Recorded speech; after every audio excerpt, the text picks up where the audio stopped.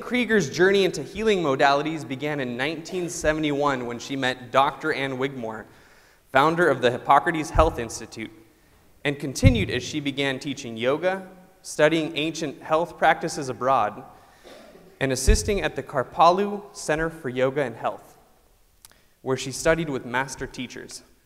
Her 40-plus years of experience, research, and study in spiritual modalities, nutrition, Yoga Nidra, Ayurveda, and breathwork have been intricately woven into a unique approach to healing. She invites us to join her on a journey towards deep inner balance and rest. Please help me welcome Christine, who's going to talk about movement grounded in Ayurvedic wisdom.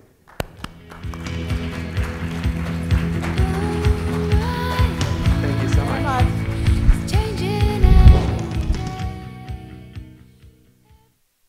I'd like to, I'm on, okay. I'd like to give a big thank you for the Shirley family. Robin has put so much into this, and you know, families are really important and something that is kind of being depleted in our culture. So I am really honored to be part of a family that supports and helps and guides and wants to nurture not only their own family, but the family beyond. So thank you very much. Very much. So I just finished a yoga class, so I'm a little high. What I would like to do is tell you about experience. My life has been about experience. I think it's really important that we embody experience. So with that, I would ask if we can go into a little experience. If we can all just stand. And I tend to get a little crazy sometimes, so hope that's not, if that's something that's in your brain, let it happen. Just look at it, all right? We're going to begin by imagining we're like kindergartners. Remember that time when we used to play and used to have fun? I want you to take one arm and start shaking it. I want you to take the other arm and start shaking it. I want you to take your head and start shaking it. I want you to take a leg and start shaking it. I want you to get into your torso and start shaking it. Other leg. Come on, get into it. I want you to kind of bounce around. You know what this is? This is lymphatic stimulation. And the lymph system is one of the most important systems in the world in our bodies. Shake it out. Come on, let's take it into the voice.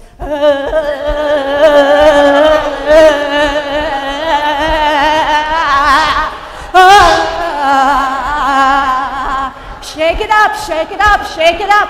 What's wrong? Can't you have fun? Don't you know how to play? Come on, bring it into it.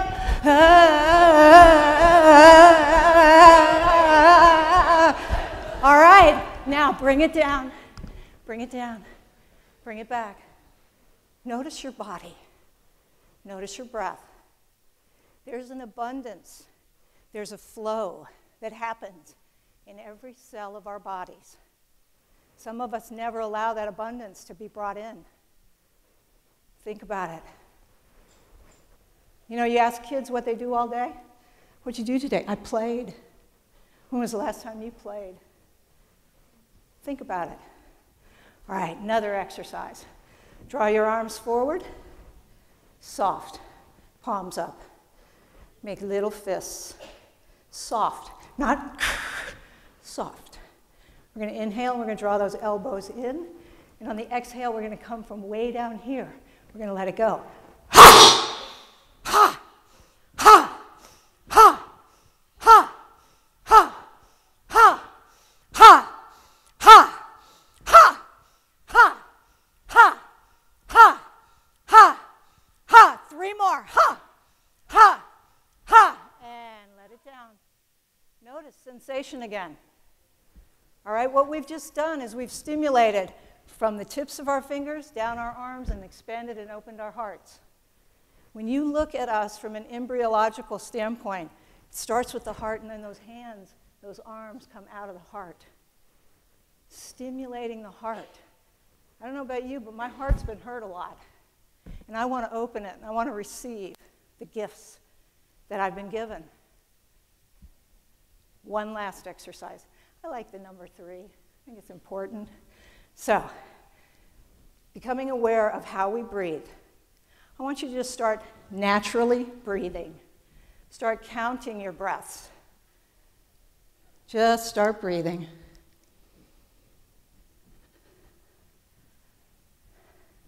Notice how weird it is to stand with a bunch of people and breathe. Just breathe normal. Count. Keep count. Notice if your body is expanding in the front, sides, back. Is it up and down? Or is it just located in one area? Become aware of the gift of breath. Counting. Noticing.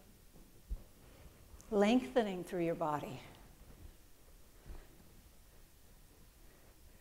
Yeah, some eyes are closed, some eyes are open.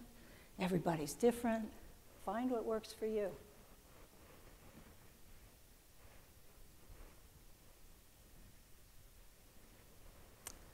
All right, a couple more breaths.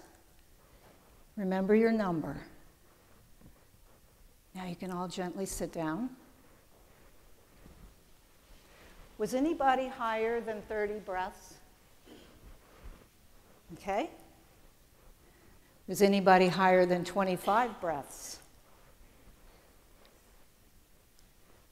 20 breaths? 19 breaths? 18? 17? 16? 15? 14? 13? 12? 11? 10? 9? 8? 7? 6? 5? 4? 3? 2, 1. You notice how different we all are? Each one of us is precious, unique, individual. We each do things the way we do things. It's not about comparing yourself. It's not about trying to outdo someone. It's about accepting yourself for just what you are right now. We were designed to breathe between 4 to 6 breaths a minute. 4 to 6 breaths a minute. It means you have to slow down. Because in the breath, you come into the presence with God. And you have to just kind of slow down. Now, you heard a little bit about my background, and I worked with a lot of different people. Some people you'd recognize, some you wouldn't. But I was gifted in being able to work with some really amazing people. People like Deepak Chopra, that everybody goes, oh, Deepak Chopra. Yeah, Deepak Chopra, Dr. Vasant Lad, Dr. David Frawley, Dr. Charles Stanley, J. Vernon McGee. You know, maybe I didn't be with some of these people physically because J. Vernon passed a long time ago, but his teachings are really important. But the most important teacher I had was my earthly father. And I've come to understand that a lot of people did not have really prominent earthly fathers. So all you men in here, you got huge jobs. But my dad taught me some really precious things about why we're here and the importance of acknowledging and respecting other people. That was the best message I ever got, and he died when I was 19 years old. But I had that connection with him since I was a little kid. He acknowledged that I had a communion with our Creator, that he said, this is really special, and you need to just keep letting it grow. So earthly fathers are really important. Know what you do. Mothers as well. We have huge roles to play. And know it's about respect, communion, acknowledgement, honoring. All right, in all that I've done in all these years, I kind of narrowed things down to what are the the really fruits that I want to peel out of this whole healing wellness world. And I chose breath, Ayurveda, and meditation. Breath, we've already worked a little bit with. In spiritus, the communion with God. In the beginning was the Word. And the Word was God, and the Word was with God. All things that were made came from God. And we've kind of disconnected from that. So it's really important for me to understand that that breath is an invitation to know I am never alone. I'm never alone. I have a comforter. I have a teacher. It's always there with me. Real important for me. Ayurveda. Maybe that's a new word for some people. Maybe it's not for others. It's a 5,000-year-old medicine. Ayurveda means the science of life. And when I talk to students or teach people, it's kind of hard when you look at that word. How do you pronounce that? I tell people, from my eyes to your heart. Ayurveda. The Vedics were ancient, wisdom-filled people. Now, I believe that God gave Ayurveda to the entire world. And it just happened that the Vedic folks saw the value in it. And they took it on, they embodied it as their lives. It's a very important principle. 5,000 years it's lasted. It is like blueprints and building blocks of what humanology is, why we're here, how to eat, how to breathe, how to think, how to do, how to sleep, how to give, how to care. And once you get this, and it doesn't come easily, it takes a whole lot of reframing, because we've been conditioned in a lot of ways to think specific ways or act specific ways. This teaches us how to uncondition and come back home to our natural person, to who we really are underneath all the facades, all the layers. Meditation, really important. And it's not about sitting, om, om, om, not for me. Meditation is like prayer. I do it without ceasing. So that I understand that meditation is about focusing. Meditation is about understanding my mind and the distractions and all of the stuff that pulls me out as I go through my days.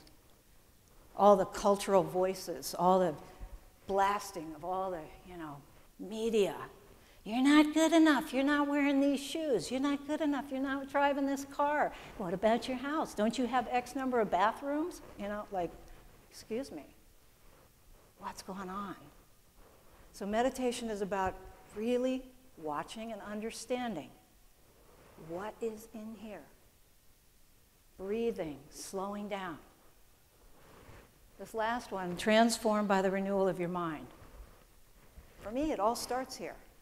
It starts in my heart, then goes to my mind, and then I can act on it or not. Very important for me to have those things integrated. 3 words: life, light, love.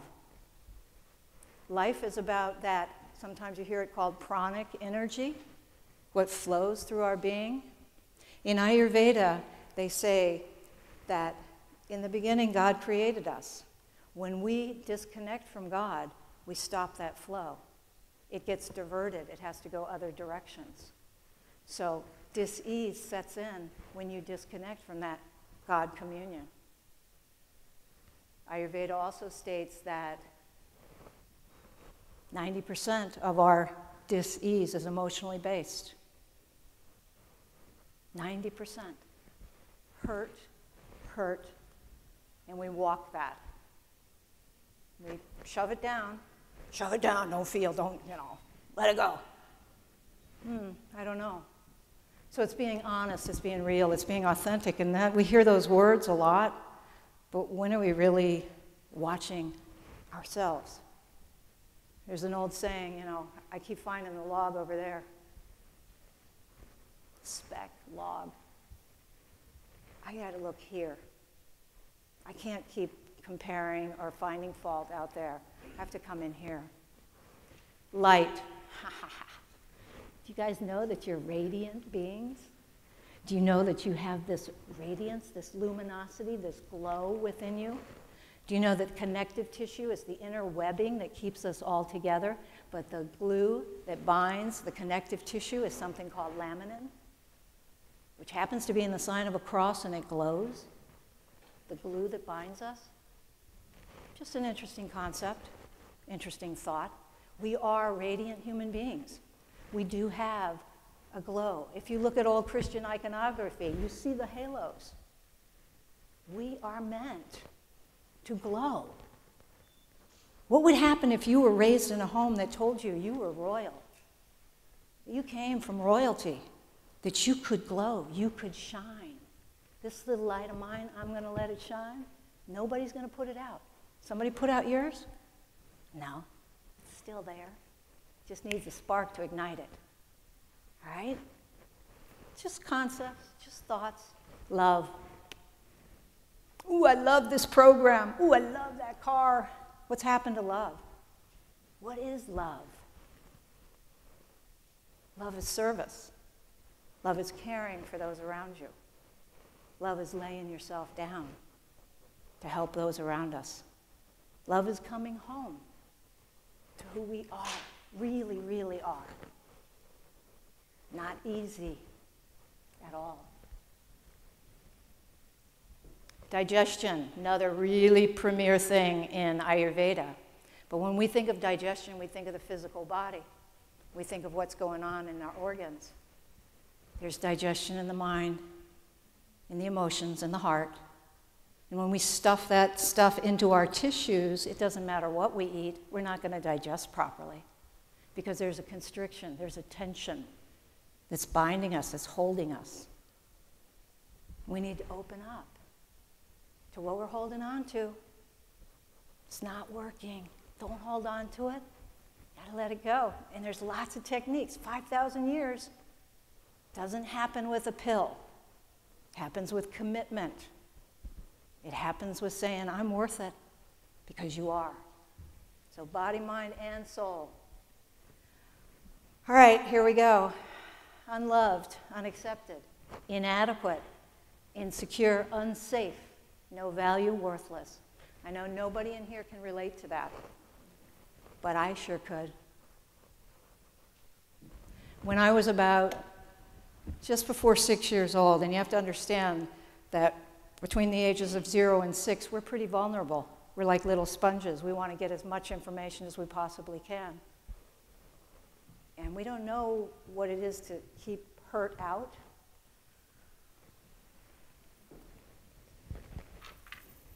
When I was about 6, my mom had a drinking issue. She let me know I was worthless. She let me know that I needed psychiatric care. That I had a lot of things wrong with me. And being that young, I was unloved. I was inadequate. I didn't get what I was supposed to be doing. Thought I was loving, but she wouldn't love me. I didn't understand the issues that she was dealing with, but I took it on. A couple of years later, I was running around at recess in the playground, having fun with my friends, really having fun. A little friend of mine, we took our hands and we're coming running in from when the recess bell came. And we walked into the classroom.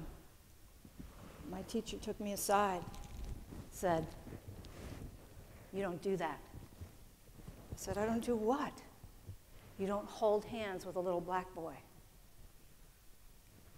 I said to myself, Jesus loves the little children, all the children of the world, red, brown, yellow, black, and white. I can't hold hands with him? Okay, conditioning. Inadequate, unloved, insecure. A couple years after that, my dad was a military man. We were stationed on a base. And the commander's son was about 18 years old. I was about 8. And we were playing at the pool. He fondled me inappropriately. I didn't know what that meant. I'd never gone through anything like that. I had shame, guilt. Never told a soul. Everything's great. Yeah, everything's great. Got the weight hanging on me, but everything's good.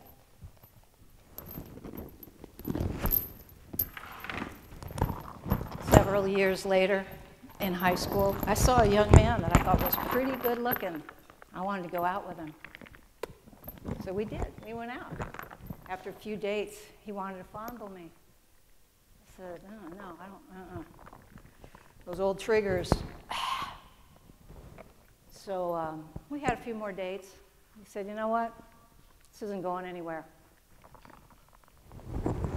Unloved, unaccepted, inadequate, no good. Everything's good, man. I'm rocking it. Everything's good.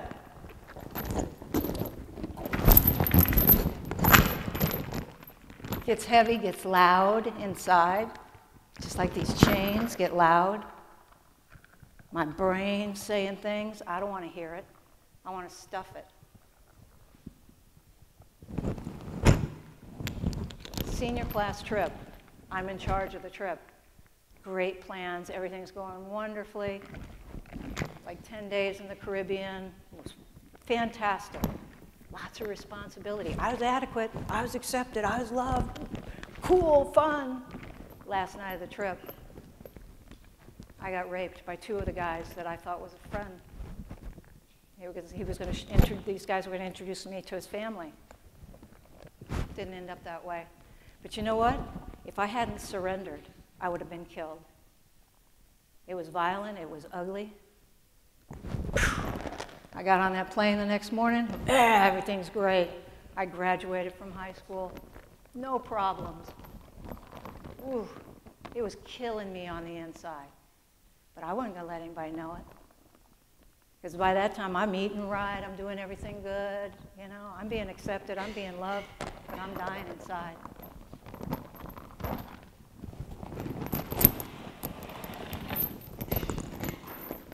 About a week after that graduation, I head out to California to visit some friends.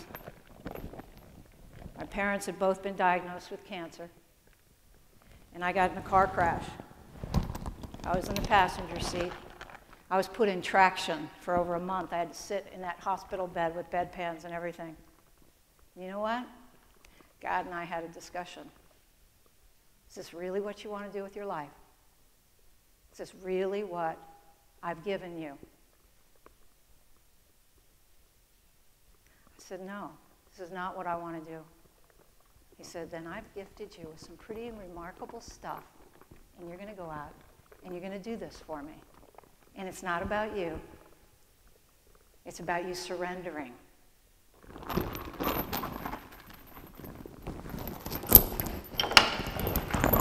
Within a couple of years, my parents had both died. My dad had told me before he died, travel the world.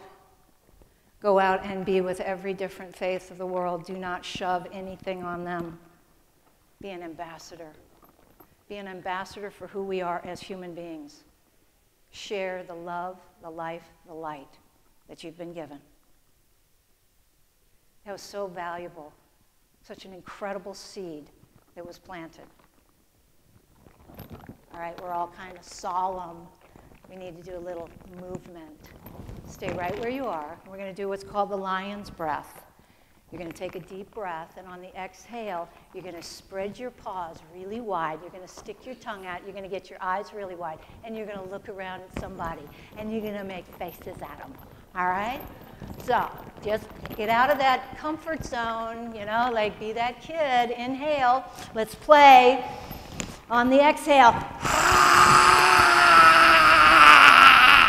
Look at somebody. Make faces. Come on, get into it.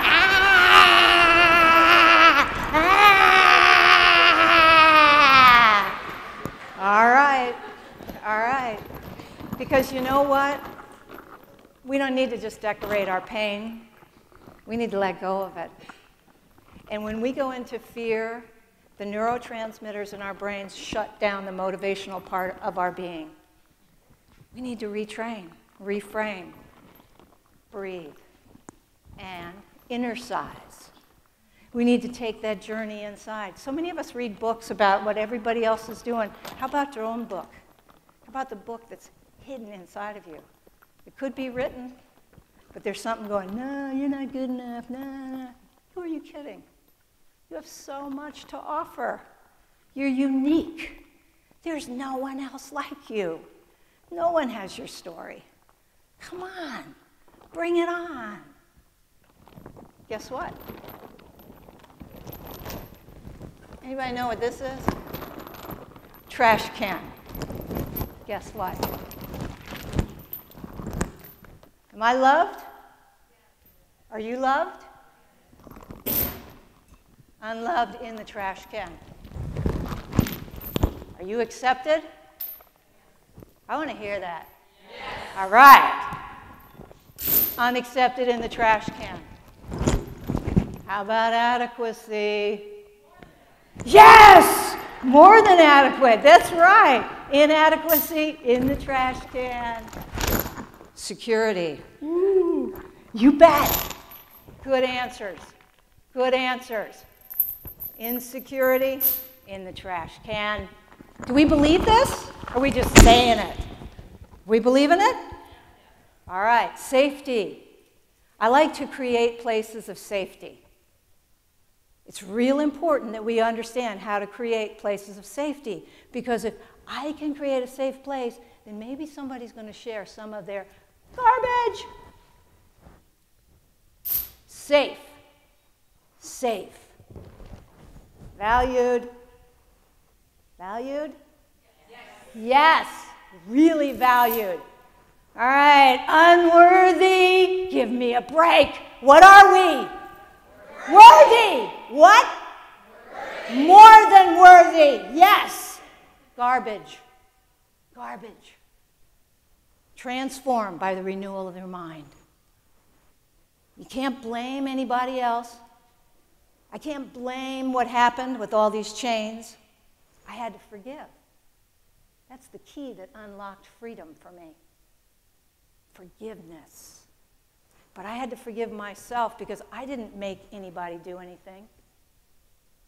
Hurt people hurt people. And when we acknowledge that that's what happens and we can love the people that hurt us, because they're begging to be loved. It's what they want. They just don't know how to express it. They did the best they could with what they have. Garbage. When I do retreats, safe places. Safe places. I invited a gentleman into a class this morning. He was kind of hesitant and resistant. Didn't really want to do that. And I asked him if he'd say something about what happened in that class this morning. I don't know if he wants to or not. Would you? Could you say something? Sure. I learned a lot. Yes, I was a little bit hesitant. If you want to come up to the microphone. And he's very hesitant because this was like, yes. Well, a couple of firsts. This is Brian. Hello. A couple of firsts. First yoga class, and the first time I'm talking in front of more than 2 people. Yay! Yay! Welcome. I guess I don't know what's going on, but God does. That's the important thing. Hand it over. I learned a lot in the class. It was very relaxing. I learned a lot about my body, and I learned I have a lot of work to do. Yay. And I learned that it was a nice, supportive, warm environment to be in. Thank you. Thank you very much. That's it. That's it. Supportive, love, warm, receptive. That's what I like to create so that we can all let go of what's holding us back, so we can be the people that we were created to be. Because we're all precious. We're all lovable.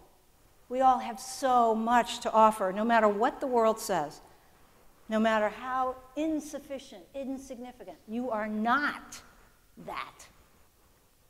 You are light, you are life, you are love. You are unique and precious. Totally.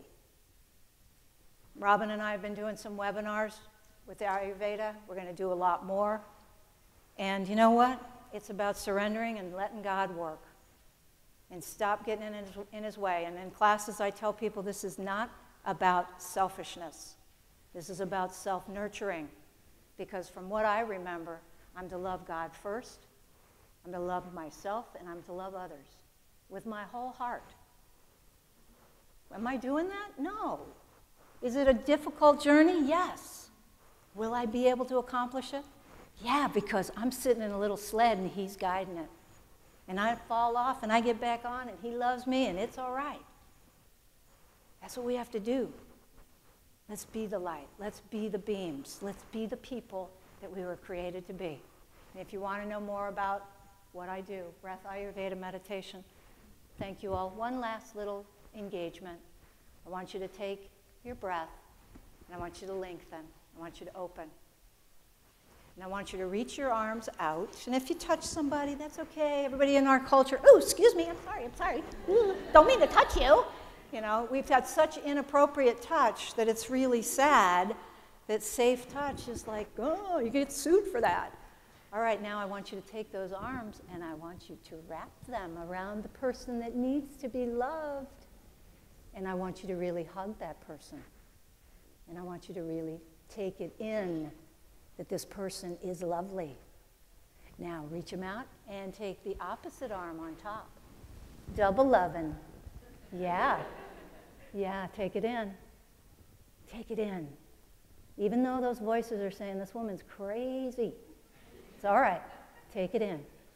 Now take those arms out. Bring your hands together in prayer position. Because every posture we do in yoga is for a specific reason. It's not just a posture. There's a reason. Now press those palms together, which innervates the endocrine system. Ancient posture for a reason. The entire spine ignites. The heart opens. Breathe. Gently close eyes and acknowledge, bowing the head. Thank you so much for the opportunity to have this little bit of time together. Now may we go forth and be the life, light, and love that we were created to be, and give and serve, and not expect anything in return. Just give, and allow the rivers of living water to flow through every cell in our being. Blessings and thank you very much. Love you all.